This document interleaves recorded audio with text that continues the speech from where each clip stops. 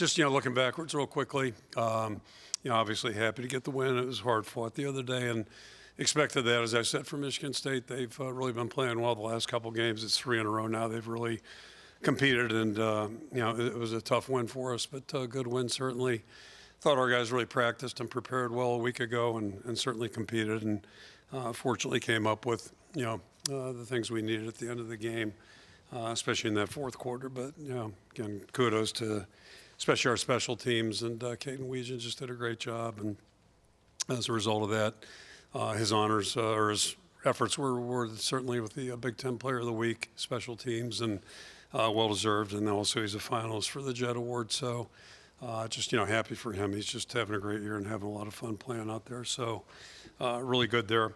Congratulations to Aaron Graves, too, for the finalist in the Pop Warner Award, which, I think is really fitting for Aaron, certainly. And then Logan Jones, the announcement, he's a finalist for the Outland. So it's really quite a credit to him, too. He's had a great career and is playing really outstanding football for us right now. So all that being said, moving into this week, captains are the same 4 guys we've settled in there with Herkett, Entringer, and Gronowski, and Logan Jones as our 4 guys. Injury front, both TJ Hall and then Hayden Large were able to work a little bit today and yesterday, but, I'm not sure if they'll make it or not. We'll have to wait and see how the week pans out. They've both made a lot of progress, probably more so than we anticipated, and we'll see. I don't know. Can't predict 100%. We still got a couple more days for them to recover, and hopefully they'll be able to contribute a little bit, but we'll see how that goes.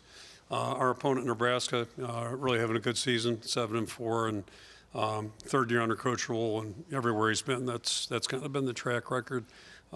He's gone in and taken over some places where I think they haven't had a lot of success, and has methodically built them. I think that's what we're seeing right now. It's kind of interesting, the offense coordinator, they made a switch last year during the season, certainly have settled in, but then they had a quarterback injury this year, so they've had to adjust a little bit and doing an outstanding job there. The quarterback's playing well. Running back's leading the Big Ten in rushing and is also active in the passing game as well. So they're doing a really good job in that regard. Good receiving core, and those guys block well, too, in terms of, not only receiving the ball, but they're excellent blockers out on the perimeter, and it's a big part of what they do. So we'll have to, that's a big challenge for us. Defensively, they've got a new coordinator, and it's a different scheme. Very active, first of all, very multiple, a lot of looks, a lot of pressures, a lot of different movements. So it's one of those games where our guys are going to really have to be wired in, and not sure what to expect, quite frankly, but a lot to get ready for in that regard.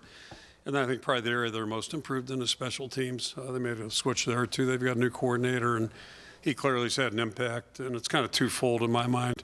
Overall, they're just playing with a real attitude, like they're embracing the fact that special teams are important, and they're really working at it. You see a lot of shows up in all their areas, basically, and then their specialists have done a really good job, both punter, who's a freshman, guy, punts at left-footed, right-footed, and, can roll, all that stuff. So does a lot of different things. The field goal kicker's been very, very consistent. And then the thing that really jumps out is the return game. And, we've had some luck in that, and they've got 2 different people doing it, but their punt returner's a really dangerous player, and the kickoff return unit does a great job, too. So basically, every matchup's going to be really critical because they do a really nice job with all those things. And then on top of it, we're going into a tough environment. They've got, very loyal fan base, and always a tough environment to walk into. So it's all part of the package right now. Just a couple words about the kid captain. We've got Millie Judge from Des Moines, who's a 10-year-old, and was born with had open heart surgery 4 months into her life. Basically had a condition that was a little bit rare genetic deal, and also they've developed a rare genetic illness since her open heart surgery. That was for murmurs, and then has a symptom now, or disease now, that causes multiple tumors to show up. So she's dealt with that, had multiple surgeries where they've taken the tumors out and different polyps. And all that being said, she's doing really well. Has a great attitude, and told her one of her favorite pastimes is to put a white coat on and be the doctor to her little sister, and also some of her dolls, that type of thing. So we'll be honored to represent her this weekend. And then the hero game is a great concept which started years ago, honoring 2 people from each state, the respective states. And we've got 12-year-old Chase Cobe, who's going to be representing us from Sioux County, lives out in rural Sioux County up there, and basically woke up, middle of the night during a fire, and unfortunately 3 teenagers were killed in the fire. Chase had the awareness to get on a 4-wheeler and go to the neighbor's house and get help, and was able to save the life of one of the teenagers that was in the house. So obviously a very tragic incident, but he's a true hero for his actions, certainly, and saved a life. And it'll be great to have him being honored on Saturday representing our state. And again, I think it's a really nice gesture to recognize really worthy people from each state. So that part's all good. And the last thing, just wrapping it up, it's a short week, obviously. Short week for both teams. Both teams have played 11 games, so it's the end of the season.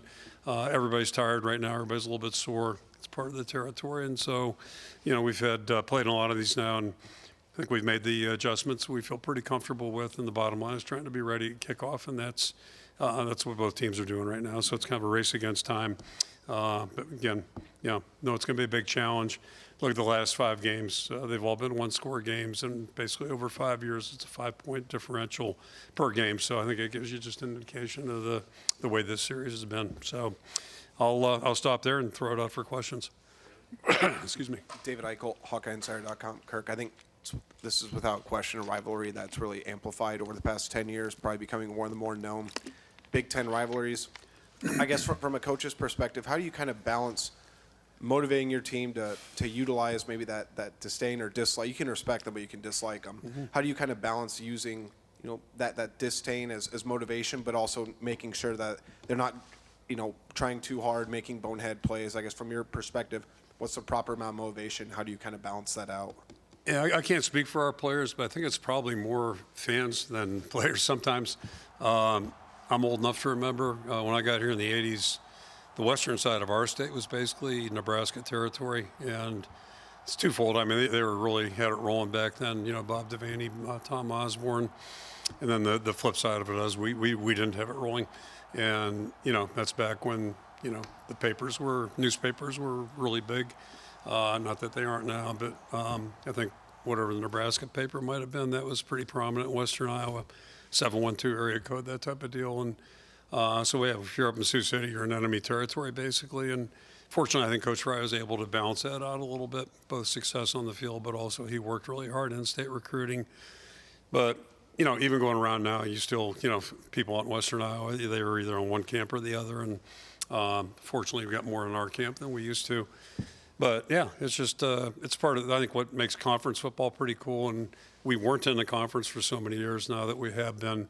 I think it's probably been a little bit more ingrained now that, we're past that 2010, 2012 time period and what have you. But, week to week, there are so many games here that are just, they're all tough. And this one's going to be another tough one. I think that's really where we try to keep our focus. Madison Ertzig, the Gazette. You mentioned a couple seniors that have all earned some recognition in the last 24 hours, Caden, Aaron, Logan. I wanted to ask about Max Llewellyn, not one of those that received the award, kind of a little bit of a quieter guy, but how have you seen him take a little bit of a leadership role this year and heading into his final regular season game on Friday? As you know, it's tougher for Lyman, and Logan's an exception. Everybody's been here 6 years, and but yeah, it's tougher for Lyman to get some of that note that maybe some other guys do. He scored touchdowns, returning punts. Everybody notices it. It's pretty obvious. But one thing, as you were talking about that, I'm just sitting here thinking about the stories. Like Aaron came in here and played at a pretty young age, Aaron Graves. But you look at Weegen's path to the level he's playing at right now, which is a really high level. I don't know if anybody could have predicted that 4 years ago or 3 years ago, but it's just been that incremental gain. And I transitioned over to Max, and that's been his story. What impressed us in recruiting was just his motor, his energy playing. He wasn't big enough, obviously. He was really skinny and slender coming out of high school. But that's one thing that hasn't changed. And now, obviously, he's developed physically and he's a lot more mature and, stronger and all that stuff. But his motor, his attitude, his effort have been spectacular from day one. And then the other part, and this is a little bit like Caden Weegent too, is that he was always going hard, but he didn't always go the right way. In fact, it was 50-50 probably 3 years ago, but now it's really that experience has paid off. And he's such a valuable leader. Coincidentally, I was walking off the field with Reese Morgan this morning talking about both he and Kirk, and those are two guys that we're going to miss a lot. They're experienced guys. They've been out there competing, and it's a quieter way with a guy like that, but they add so much to our football team just by their effort, and they're just, play after play after play, and it's practice or games.